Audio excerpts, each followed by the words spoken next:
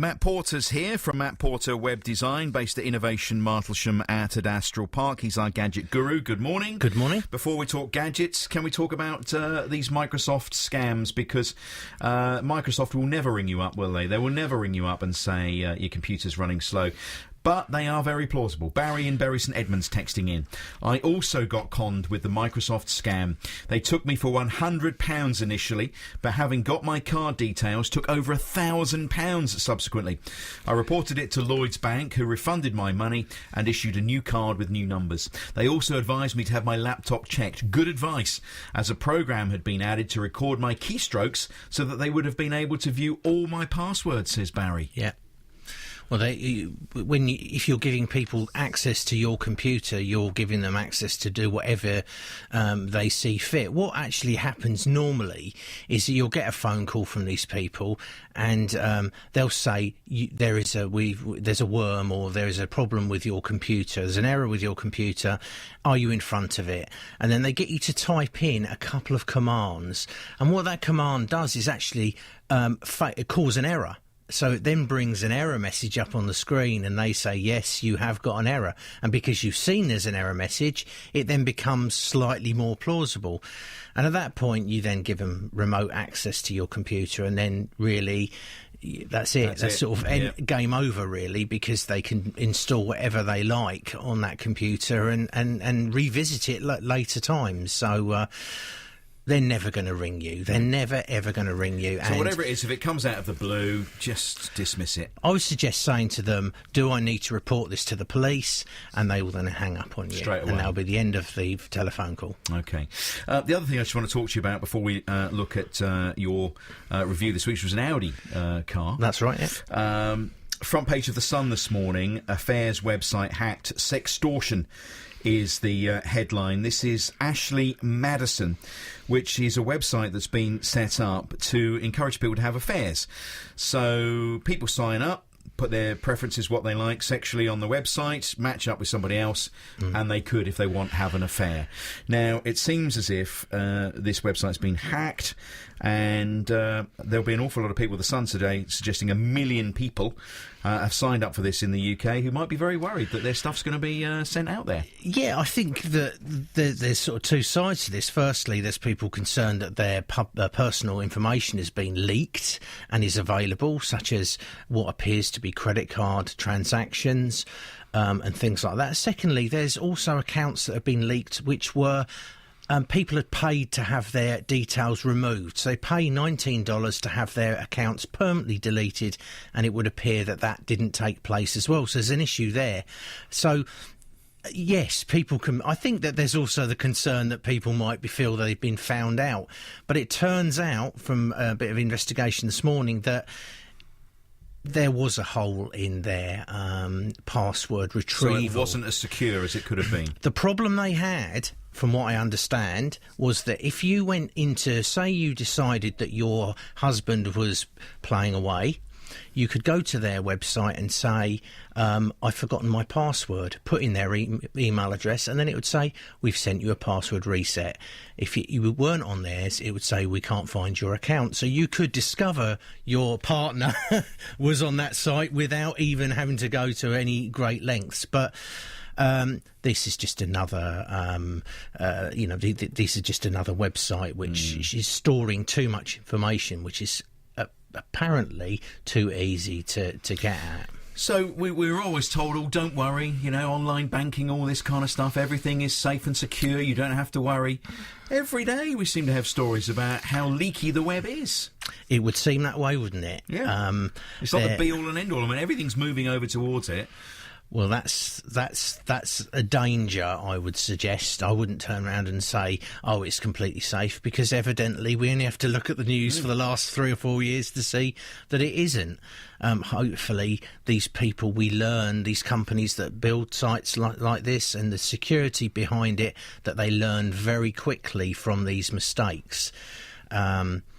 Yeah, it's a bit of a problem, really. I don't really know what to say on that, other than it would seem that there is a problem with security. the As soon as the firewalls are up, are they still called firewalls? Firewalls, yeah. As soon as they're up, there's people who can hack them down. It's not necessarily the firewalls, it's the technology behind and the back doors in and things like that. There's a lot of well-known ways to get into websites, and it's making sure that all spaces are covered, if you like. So, yeah. OK, well, there'll be more on that. So that's Ashley Madison. So if you've signed up to that... It makes a good story as well, because of obviously the content of the site. Yeah. It's really a dating site that's got a particular spin on it. Yeah, OK. Well, just before we talk about your review this week, let's have a word with James Hazel, who has just snuck in to the studio. Hello there. I've snuck in. How are we all? We're very well. Isn't it warm? How are you? I'm very well, thanks very much. It's hot, isn't it? It's very, very close. What a scorcher. Not in here, it's not. No, that's true. It's quite nice, though. It's really, lovely. in fairness. Today, then on the show for this Tuesday, one of our lunchtime kids, Chloe, has failed her maths exam again for the 14th time. So we need some advice and handy hints for taking and passing exams. You got any technology, Chris, that could help us out? You could, for instance, I think maybe the in-ear headphones and things like that are normally against quite... the rules? Oh, they're cheating. I thought you were asking ways of cheating. Oh, no. We want to try and pass it genuinely. Then the way that I've always learned things... thinking cheating as well. The way I'd still say headphones and listen to it, listen to this information just in hear it bed back and back and just keep playing it over and over again. Yeah. All right, OK, so we'll take your thoughts on that. Back in the day will be 1998 and 1958. Also on the mixtape, Karen Hare of Cancer Campaign in Suffolk, choosing the music Mystery Voice on day 5, I think, maybe even 6. And Weather Week, what is in store, especially the weekend, for the next 7 days. So that's all to come from Good, yeah, I'm going camping at the weekend. So, what, again? Afraid so. Good for you. Afraid so. Football season starts in a couple of weeks. Oh, that's true. You'll be back into it, won't you? I've got to get them in before the football starts. Yeah. Where do you go, by the way? I mean, do you have a list of sites that you prefer, or do you just scattergun approach? Do you just look at a map and point? Well, we're going about a mile out of Ipswich. Oh, right, OK. Because I had a look that, at actually, one or half two. a mile out, I think. I was quite surprised by the pricing of one or two places Really? that I looked up. Yeah. Well, you've got one heftier particular taste than I have. One clearly. particular forest that you and I are fond of, for instance, wanted quite proper money. Did they? To be able to sleep in it for the night. But you go glamping rather than camping. Do you?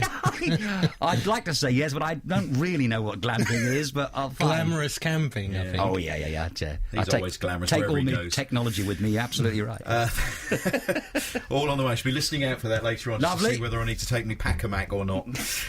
James with you in not very long at all, 12 minutes. So, look, Matt's here, and you've been reviewing a car this week. Tell me about this car. Yes, it is the Audi A3 e-tron. E-tron, so we're talking about another e-car. Yes, another hybrid. They're all coming out with them, aren't they?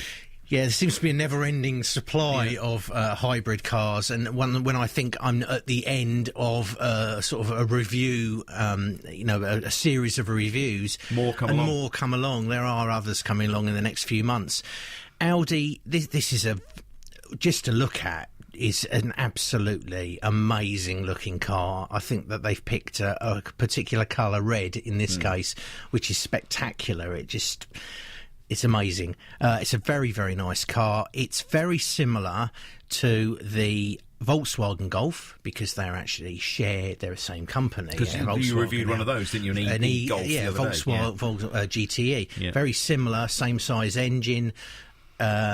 The running gear, I guess, is reasonably similar. Very nice inside, very nice to drive. It has several different modes. When you start it up, it goes straight into electric mode. So you just very quietly pull away wherever you are. Then it works out, if you're putting your foot down a lot, it will then engage the petrol engine because it doesn't want to use all the electricity up if you're driving in that manner. It has hybrid modes. It has a hybrid mode which is using a balance of the two, so it will go to electric in slow traffic. It will go back to petrol if you're on fast moving road. There's battery save, which means it will keep the charge of the battery, and there's also battery charge, so it will actually charge the battery up again.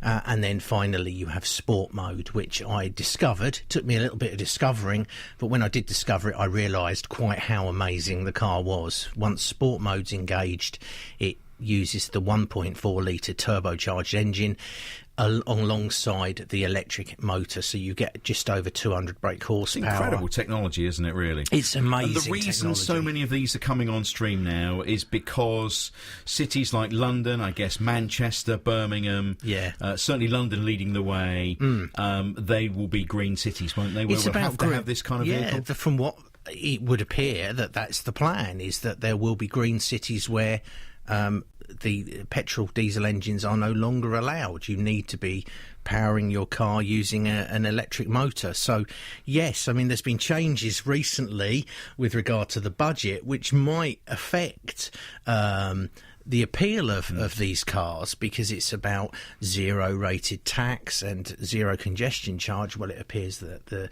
the road tax is now going to go to a flat rate anyway, regardless of type of car. So there's lots of different changes being made, but as an appealing vehicle, actually it is, because you get the performance. In this case, you get the performance, the comfort, but you also get the incredible fuel economy, which is pretty impressive, I must admit. And the cost of this? As ever, there is a premium there's a premium to hybrid technology. In this case, I think they're looking at 35,000. Wow. Again, the press car that I have is fully loaded, and they actually do state it's 40,000, which is fairly pricey. I mean, eventually this kind of technology will become more affordable, won't it? And do you suspect all cars will move in this direction? I would think that, assuming the battery pricing comes down, because the batteries that cost a lot of money, and obviously there's other technology in there which is more expensive because you've got two motors, but once that pricing of batteries comes down, which is very likely because they'll be mass produced, then I would assume most cars, new cars, will come with that sort of facility on board. If you want to find out more about the Audi e-tron, then go to thegadgetman.org.uk, thegadgetman.org.uk, and all the other e-vehicles and e-bikes and everything else that Matt reviews is on there as well. thegadgetman.org.uk for more details. Matt, thank you very much. Matt Porter runs his web design company at Innovation Martlesham on Adastral Park. He is our gadget guru. thegadgetman.org.uk for more on that Audi and others as well. BBC Radio Suffolk Travel. The